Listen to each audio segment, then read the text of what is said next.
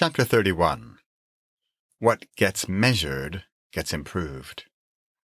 Record, document, get it out of your head. Quote, "The worth of a book is to be measured by what you can carry away from it." Unquote. James Bryce. I have 2 teenage boys in high school. I've studied quite a bit about how to study. Short-term memory and long-term memory, retention, all that. Oh, and teenagers, who don't really care so much about the topic and are mostly there because they have to be. What was the title of this book again? So, sure, they're going to forget the math formula as soon as possible after the exam. Oh well. But what about us? Fasting, meditating, and creating. I know my kids understand the material when they can teach it back to us. We have a discussion about it, we ask questions, and they respond as best they know. That's the best. The worst is when they skim or read and barely comprehend the material. See where I'm going with this? Sure, I'm almost certain you'll benefit from a 17-hour session of fasting, meditating, and creating. But if we add some measurement to the equation, it usually sticks with us longer, has a deeper, more profound learning experience. How can we measure if we don't have any system of currency or something to measure? The simple example is always weight loss. If you lost weight, you'll know it because the scale shows a smaller number than last week.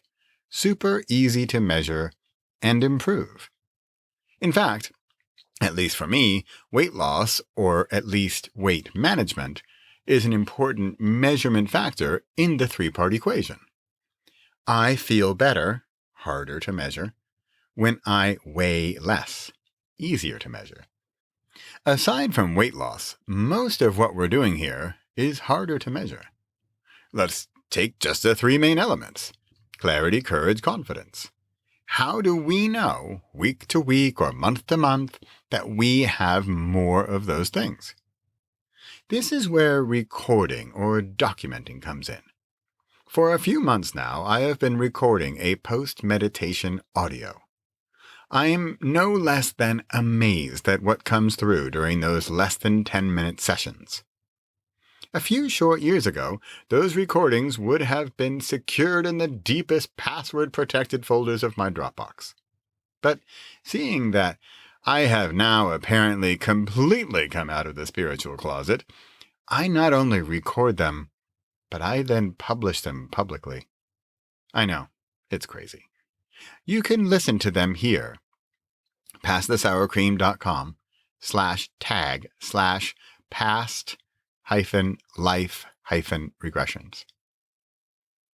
By recording a quick audio snippet of the recap of my meditation, it embeds it deeper within me.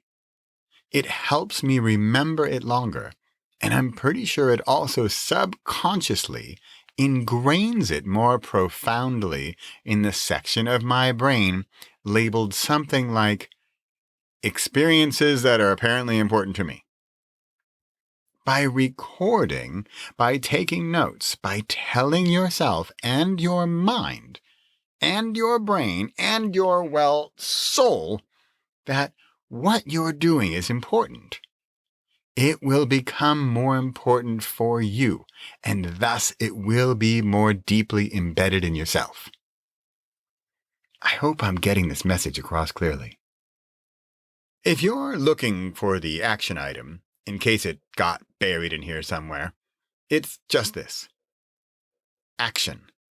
Immediately after your meditation or creating session, hit voice record on your phone and just talk through what happened. Keep it under 10 minutes. Save that file in a place where you can see your progress, if only by the number of recordings you have. Tech tip. I personally use Voice Record Pro on my iPhone. There should be an app on your phone that's already installed you can also use. I like VRB because I can easily export it to Dropbox. You know, in books, where there are exercises in the chapters, and the authors will even say something like, "Now go do the exercise, I'll wait." Yep, that's what I'm saying here too. It's the same thing as doing your meditation and not recording it. Yep, it was probably good, but it will be enhanced if you record, if you measure how good it was. I can sense in myself a need for an answer to the question, but Bradley, how often should I record what and why? Which is why I need to go write the next chapter of this book called Frequency. Possible. Record your experience without actually hitting record. Impossible.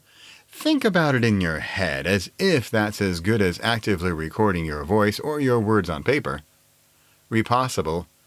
Just hit record. P.S. Remember, I'm a rebel and a nutty professor who does crazy stuff like this and then publicly shares it. I honestly don't recommend this when you're starting out. Yes, hit record, but it's just for you and only you. That way, you'll also be more honest and daring to really, really get into how your experience went.